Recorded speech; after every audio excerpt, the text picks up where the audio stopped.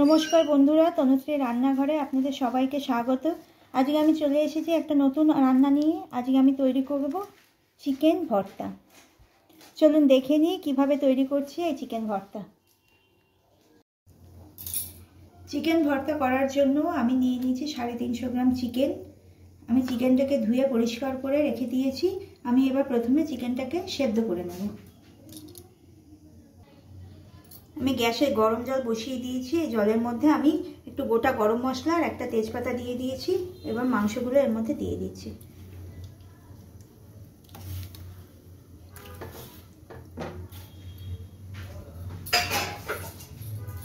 আর এই জলের মধ্যে আমি একটুখানি নুন দিয়ে দেব।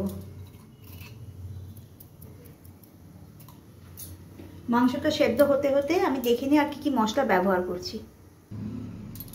আমি নিয়েছি পেঁয়াজ। আমি দুটো মাঝারি সাইজের পেঁয়াজকে একদম কুচি করে কেটে রেখেছি। নিয়েছি রসুন, 8 কোয়া রসুনকে আমি কুঁড়ে রেখেছি। একটা ছোট সাইজের টমেটো পেস্ট করে রেখেছি। 3টে কাঁচা লঙ্কা কুচি করে নিয়েছি। 1 ইঞ্চি আদা, আদাটা আমি কুড়ে নিয়েছি।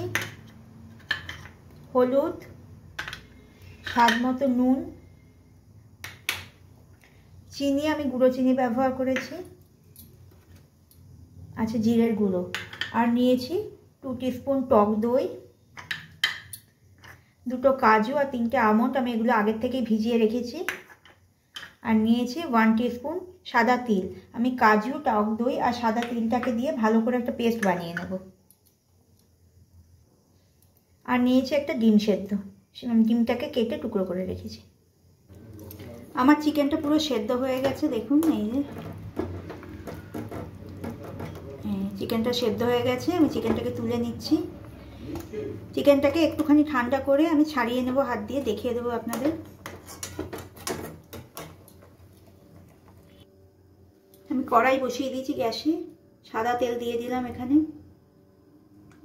4 টেবিল স্পুন মতো আমি সাদা তেল দিয়ে দিচ্ছি।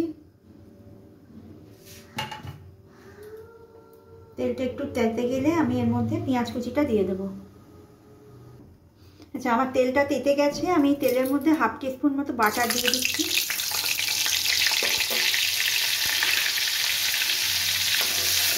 এবার আমি আমাকে পেঁয়াজ কুচিটা দিয়ে দিই।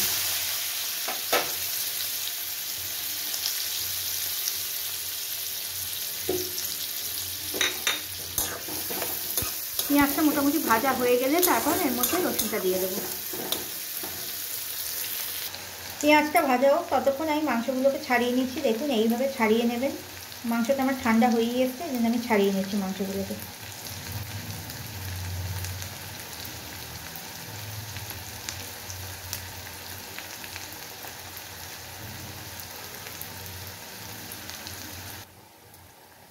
মাংস সেদ্ধ করার যে জলটা ছিল আমি কিন্তু ওটা ফেলে দিইনি। রান্নার কাজে আমি এই জলটা ব্যবহার করব। এইভাবে আমি পুরো মাংসটাকে ছাড়িয়ে নিচ্ছি।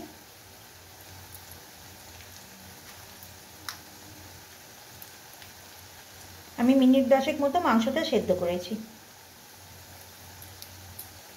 দেখুন, আমার পুরো মাংসটা ছাড়ানো হয়ে গেছে। পেঁয়াজটা মোটামুটি ভাজা হয়ে গেছে। আমি রসুনটা দিয়ে দেবো। দেখুন, পেঁয়াজটা মোটামুটি ভাজা হয়েছে। এই পর্যায়ে আমি এর মধ্যে রসুনটা দিয়ে দিচ্ছি।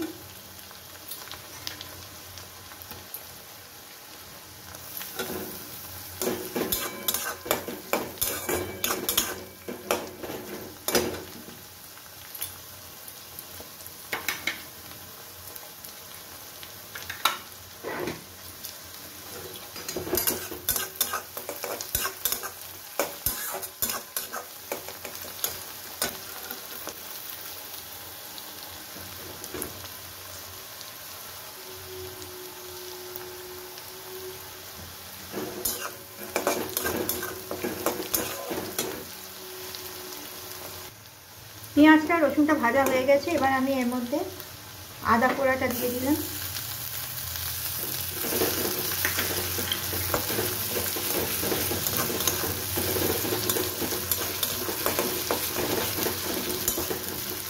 টমেটো পেস্ট দিচ্ছি।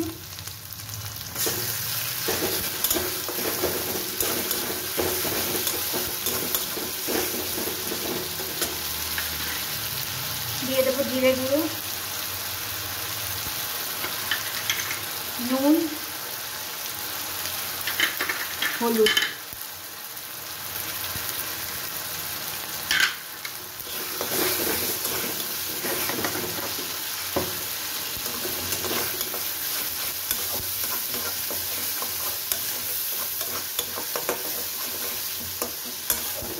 চিনিটাও দিয়ে দেবো।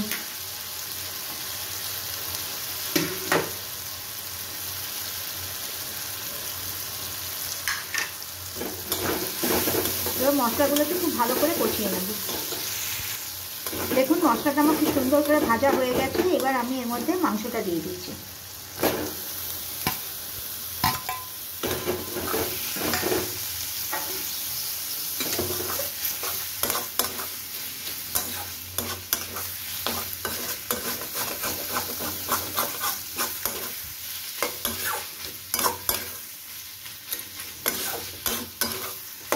মাংসটা দিয়ে আমি খুব ভালো করে এটাকে কষিয়ে নেব।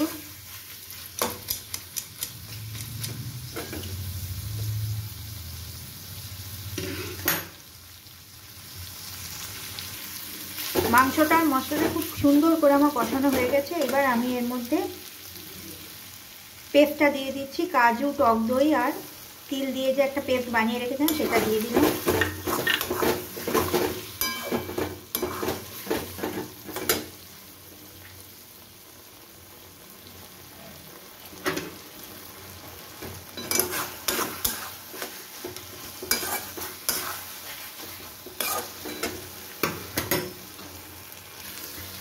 পেস্টটা দিয়ে আমি মিনিট 2 এটাকে কষিয়ে নিচ্ছি।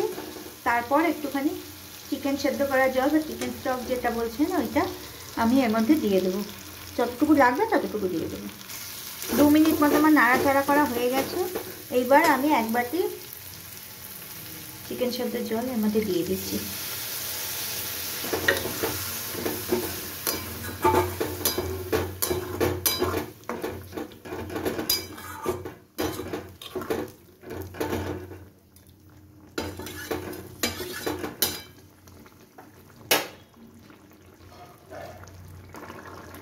দেখুন আমার চিকেনটা কত সুন্দর ফুটছে। আচ্ছা আমি এখানে কাঁচা লঙ্কাটা দিতে ভুলে গিয়েছিলাম। এই পর্যায়ে কাঁচা লঙ্কা কুচিটা দিয়ে দিচ্ছি। অসুবিধা নেই, এখনো মিনিট 2 এটা ভালো করে রান্না হবে।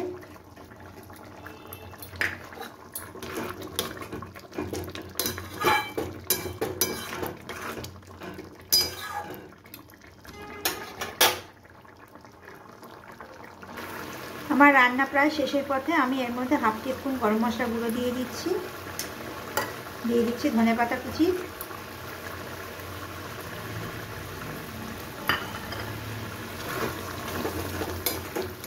আর দিয়ে দেব সেদ্ধ ডিমটা।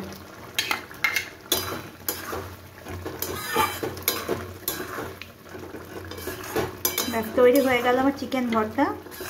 আমি গ্যাসের ফ্লেম অফ করে দিচ্ছি। চিকেন ভর্তা অনেকেই কেশরি মেথি ব্যবহার করে।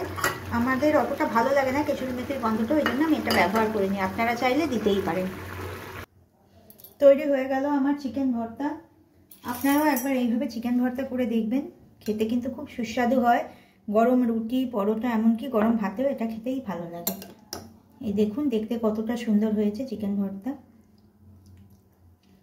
আমার রান্না যদি আপনাদের ভালো লেগে থাকে তাহলে প্লিজ আমাকে লাইক, শেয়ার, সাবস্ক্রাইব করবেন। আজ এই পর্যন্তই থাক। আবার ফিরে আসবো অন্য কোনো ভিডিও নিয়ে। আপনারা ভালো থাকবেন, সুস্থ থাকবেন।